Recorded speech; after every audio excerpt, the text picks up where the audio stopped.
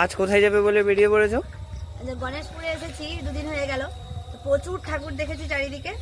ঘরের কাছের ঠাকুর বাজরিটা শুধু দেখা বাকি আছে, তাই একাদশীর দিনেও বেরিয়ে পড়েছি আমি, ভাই আর বোন সাইকেল নিয়ে। তো দেখা যাক বাজরির প্যান্ডেলটা কেমন হয়েছে। সবাই তো দেখে ফেলেছে, আর আমরা একাদশীর দিনে যাচ্ছি। আর ঠাকুর আছে কিনা গিয়ে দেখা যাবে। কি এতগুলো বছর পর তো সাইকেল চালিয়ে কেমন লাগছে? কেমন সে আমি সেটা বুঝতে পারছি, ভালোই লাগছে সেটা কথা নয়।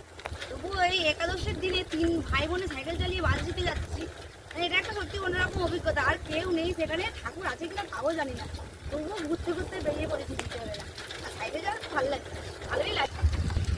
এই যে আমরা 3 জনে মিলে যাচ্ছি, বোন হচ্ছে যে ভাইয়ের সাইকেলে বসেছে। আমি তো আর নিতে পারবো না সাইকেলে, কারণ অনেকটা দিন পর সাইকেল চালাচ্ছি, যদি ফেলে দিই একটা ভয় আছে। কিরে, ঠাকুর আছে বলে মনে হয় বোন? ভাই কিরে, কি মনে হচ্ছে তোর? ঠাকুর থাকবে? আমারই একই অবস্থা, রাস্তায় কেউ নেই, শুধু আমরাই যাচ্ছি।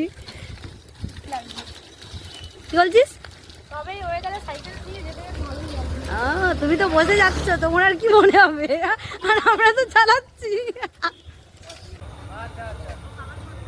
এতদূর সাইকেল চালিয়ে এসে কি মনে হচ্ছে? ঠাকুর একাদশীর বাজারে আর ঠাকুর থাকে? প্যান্ডেলে এসে দেখলাম পুরো অন্ধকার, লাইট জ্বলেনি। কিছু জন এসেছিল, তারাও ফিরে গেল। এবারের ছোট আমাদের বাজরির ঠাকুর দেখা হবে না, কপালে নেই। তবুও এসেছি, ঘুরে গেলাম। কি করব, বাড়িতে বাপের বাড়িতে সেই তো বসে থাকতাম, তাই একটু এসে ঘুরে গেলাম আর কি।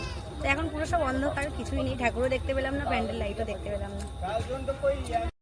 বাজরির ওইখানে তো গিয়েছিলাম, ঠাকুর তো দেখা হলো না, তাই বিশালক্ষী দাদাই চলে এসেছিলাম। দেখলাম এখনও ঠাকুর আছে। যাই হোক, একটা তো ঠাকুর আছে, দেখে তো ভালো লাগলো। তো কিছু না কিছু ঠাকুর তো দেখা হলো, কি বলো তোমরা?